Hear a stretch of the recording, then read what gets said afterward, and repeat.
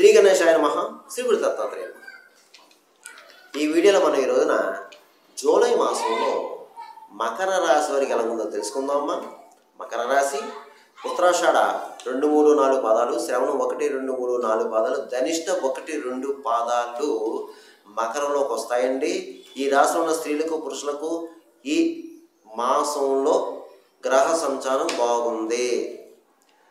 గతంలో కంటే పర్వాలేదు, కంగారు పడాల్సిన పని అయితే లేదు. మీరు ఈ మకర రాశి వారు జూలై మాసంలో టెన్షన్ ఏం పడకండి.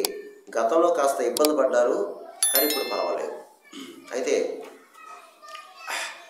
కుటుంబ సఖ్యత బాగుంది, దంపతుల మధ్య ప్రేమ అనురాగాలు ఉంటాయి, మీ సంతానం బాగుంటుంది. అలాగే ఈ మకరంలో ఉన్నట్టు వారికి గతంలో చిన్న చిన్న మనస్పర్ధలు వచ్చి విడిపోయిన భార్య భర్తలు కూడా చక్కగా కలుసుకుంటారు. అలాగే వివాహం కాని వారికి వివాహం అవుతుంది. విదేశీ యోగం ఉంది, అదే చదువు రీత్యా కానీ ఉద్యోగ రీత్యా విదేశాలకు వెళ్ళే వరకు వారు మాత్రం బాగుంది. ఇకపోతే ఆరోగ్య విషయంలో మాత్రం జాగ్రత్త అండి.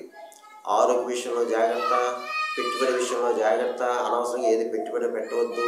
అలాగే ప్రయాణ విషయంలో జాగ్రత్త, కొత్త వాళ్ళతో జాగ్రత్త, బంధువర్గం వారితో జాగ్రత్త. ముఖ్యంగా బంధువర్గం వారు, ఈ రక్త సంబంధీకులు. మిత్రవర్గం పర్వాలేదు, మిత్రవర్గం అయితే పర్లేదు. అయితే ఈ ఒక్క మాసమే ఏమీ లేదు, అనవసరంగా వాదోపవాదాలకి మీరు వెళ్ళొద్దు. అది కొంచెం ఓర్పుగా ఉండండి, సహనంగా ఉండండి అంతే. మీరు మాట రెట్టింపు చేయకండి. ఇకపోతే ధన విషయంలో బాగుంది, సమయాన్ని ధనం చేతికి అందుతుంది. మీకు వాహన యోగం కూడా కనిపిస్తుంది ఈ మాసంలో. మీరు ఏదో పాత వాహనం కొత్త వాహనం లేదా కొత్త వాహనం కొనడం జరుగుతుంది. అలాగే మీరు విందు విధానంలో పాల్గొంటారు. అలాగే విలాస వస్తువులు కొనుక్కుంటారు, విలువైన వస్తువులు కొనుక్కుంటారు. శుభమూలక ధనం ఏమవుతుంది.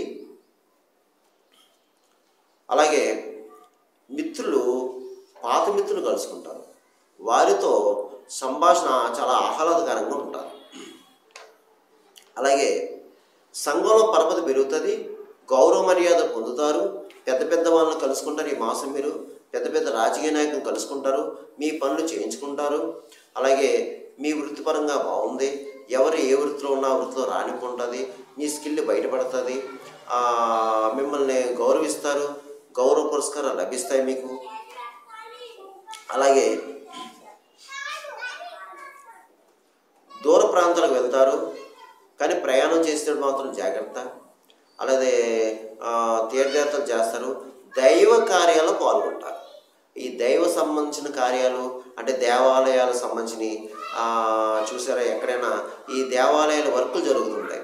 అంటే ఏదన్నా చిన్న చిన్న రిపేర్లు అవి జరుగుతుంటాయి దేవాలయాల్లో, అక్కడ దగ్గరుండి చేయించడం, అంటే పాల్గొనడం, ఇవన్నీ చేస్తుంటారు. మీరు ఆధ్యాత్మికంగా ఉంటారు. మీరు ఈ మకర రాశి వారు ఈ మాసం ఆధ్యాత్మికంగా ఉంటారు, ఆధ్యాత్మిక విషయాలు ఎక్కువ శ్రద్ధ వహిస్తారు.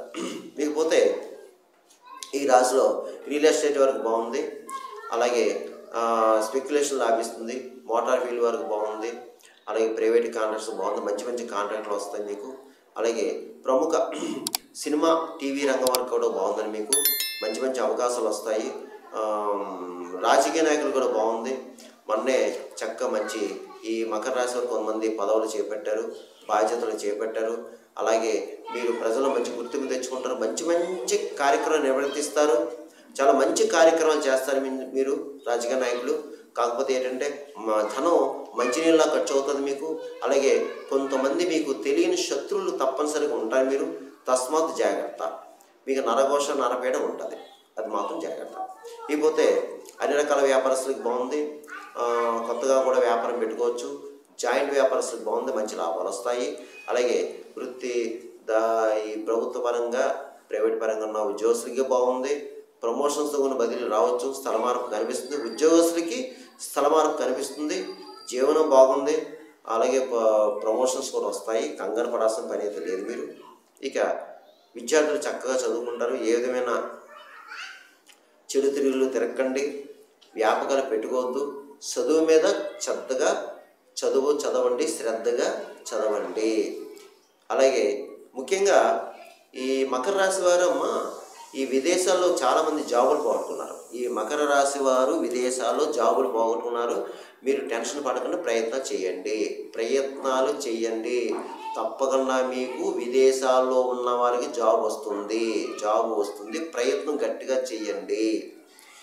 50 వయసు దాటిన వాళ్ళు అన్ని విషయాలు బాగున్నాయి మీకు. కాకపోతే ఆరోగ్య విషయంలో మాత్రం జాగ్రత్త వహించండి. ఇకపోతే నేను ఈ చెప్పిన మాసఫలాలు రాశిఫలాలు కేవలం మీకు 40% పనిచేస్తుంది. మిగతా 60% మీ యొక్క జన్మజాతకం మీద ఆధారపడుతుంది. జన్మ లగ్నం, జన్మ నక్షత్రం, జన్మరాశి. ఎందుకంటే లగ్నాత్తు ఉన్న స్థితి, గ్రహాల యొక్క స్థితి, జరిగే దశ అంతర్దశ దాన్ని బట్టి ఉంటుంది. ఎందుకంటే ఈ మాసఫలాలు అందరికీ జరగాలని రూల్ లేదు, జరగకూడదు రూల్ లేదు. మీ జన్మజాతకం బట్టి ఉంటుంది. చాలామంది నాకు కాల్ చేస్తారు, గురుగారు మీరు చెప్పినవి జరిగినాయండి, జరుగుతున్నాయండి, బాగుందని. కొంతమంది జరుగుతా లేదని ఫోన్ చేస్తారు. అందు గురించి మీరు గమనించి మీ జన్మజాతం కూడా ఒకసారి పరిశీలించడం చేసుకుంటే బాగుంటుంది. మీకు ఏమైనా సలహాలు సూచనలు కావాలి కింద నెంబర్ ఉంది, నెంబర్ ఫోన్ చేయండి. ఇక ఈ మకర రాశి వారు ఈ జూలై మాసంలో నేను చెప్పిన పరిహారం చేసుకుంటామా మీకు ఈ నెలంతా యోగిస్తుంది. అది ఏమిటంటే శివాలయంలో అభిషేకం చేయించుకోండి. మీరు ప్రతి సోమవారం కానీ వీలైతే లేకపోతే ఒక్క సోమవారం ఉన్న శివాలయంలో అభిషేకాలు చేయించుకోండి. ముఖ్యంగా సోమవారం ఉదయం 7:30 నుంచి 9 గంటల మధ్యలో రాహుకాలం టైంలో అభిషేకం చేయించుకుంటే మంచిది. అభిషేకం చేయించుకోవడం, ప్రదర్శన చేయడం, అలాగే ఓం నమః శివాయ మంత్రం చేసుకోవడం కూర్చుని. తర్వాత పక్కనే అమ్మవారు ఉంటారు, అమ్మవారు కుంకుమ చేయించుకోండి. అది అయిన తర్వాత అయ్యగారు స్వయంపాకం దానం చేయండి. సోమవారం కాబట్టి ఏదో బియ్యం, ఉప్పు, పప్పు, కాయగూరలు వగేరా స్వయంపాకం దానం చేయండి. అలాగే ప్రతిరోజు కాలభైరవం చదువుకోండి. ప్రతిరోజు హనుమాన్ చాలీసా వినండి లేదా చదవండి. అలాగే ఒకసారి శని భగవానుడికి పూజ చేయించుకోండి. ఒక శనివారం ఏనాడు శని ఉన్నారు కాబట్టి శని భగవానుడికి తైలాభిషేకం చేయించుకోండి ఒక శనివారం. అలాగే ప్రతి శనివారం ఆంజనేయ స్వామి వారికి సింధూర పూజను లేదా ప్రదక్షిణలు, స్వామి దర్శనం, అష్టోత్తర పూజ ఇలా మీ అవకాశం బట్టి చేసుకోండి. ప్రతిరోజు హనుమాన్ చాలీసా, హనుమాన్ దండకం వినడం, కాలభైరవం చదువుకోవడం ఇవన్నీ చేయండి. అలాగే శని క్షేత్రం ఏమైనా ఉంటే దర్శించుకోండి వీలైతే. అంటే షిరిడి దగ్గర శనిసింగనాపూర్ కానీ, లేదా హైదరాబాద్ వర్కలు కానీ, లేదా మందపల్లి కానీ ఇలా ఏదైనా క్షేత్రం వీలైతే వెళ్ళండి. లేదంటే మీ ఊర్లోనే శివాలయంలో శని భగవానికి తైలాభిషేకం చేయించుకుని ఒకసారి సరిపోతుంది. అలాగే మీరు మకర రాశి గురు ఆరాధన చేసుకోండి. గురు ఆరాధన చేసుకోవడం, గురువారం రోజు నియమాన్ని పాటించుకోవడం, ఒక గురువారం రోజున శనగలు అయ్యగారికి పసుపు రంగుల వస్త్రంలో మూటకట్టి ఇవ్వడం. అలాగే ప్రతిరోజు గురుచరిత్ర కానీ, సాయి సచరిత్ర కానీ ఒక్కటో 2 అధ్యాయాలు చదవడం చేయండి. పారాయణం అయితే చేయొద్దు కానీ మీరు మామూలుగా చదవండి సరిపోతుంది. వీలైతే షిరిడి వెళ్ళండి ఒకసారి గురువారం. ఎందుకంటే మీరు ఏ నర్సలు ఉన్నారు కాబట్టి షిరిడి శని సింగనపూర్ వెళ్ళండి అవకాశం ఉన్నవారు. ఇకపోతే మీరు ఈ రాష్ట్రంలో ఉన్న వారికి ఈ విదేశాల్లో జాబులు పోయిన వాళ్ళు ఉన్నారు కదండి, మీరు మాత్రం జాబ్ వస్తుంది. మీరు మాత్రం తప్పకుండా ప్రతిరోజు కూడా ఈ విదేశాల్లో మకర రాశి వారు జాబులు పోయిన వాళ్ళు ప్రతిరోజు కూడా విష్ణు సహస్రం చదువుకోండి, లలితా సహస్రం చదువుకోండి, లేదా వినండి ఫోన్లో. చదవండి, వినండి, మీకు తప్పకుండా జాబ్ వస్తుంది. ఇకపోతే మూగజీవులకు ఆహారం పెట్టండి అమ్మా. గోవులకి గడ్డి పెట్టండి, కాకులకి దీపాన్నం పెట్టండి, పిచ్చుకలు చిరుధాన్యం వేయండి, పావురాలకు జొన్న వేయండి. అలాగే భిక్షగాల ఆహారం పెట్టండి, మీకు కర్మదోషాలు తగ్గుతాయి. ఇకపోతే దీంట్లో ఎవరన్నా పితృదేవతలు ఉన్నవారు ఎవరైనా పితృకార్యాలు చేయండి. అంటే జాతకరీత్యా పితృదోషం ఉన్నా, అలాగే పితృశాపం ఉన్నా మీకు ఏమవుతుందంటే జాతకంలో మీరు ముందుకెళ్ళలేరు. అంటే ఎన్ని పూజలు పునస్కారాలు చేయించుకున్నా ముందుకెళ్ళలేరు. ఈ పనులన్నీ ఆగిపోతాయి. అందులోని మీరు ఏ నర్సన్లో ఉన్నారు, శని భగవానుడు శని కర్మకారకుడు, పితృకారకుడు. అందువలన మనం ఎన్ని పూజలు పునస్కారాలు చేసినా ఈ పితృకార్యాలు చేయకపోతే మీ పనులు ముందుకు వెళ్ళవు. వీలైతే ఏదైనా నదీ క్షేత్రం వెళ్ళి చేసుకోండి అమావాస్య రోజున.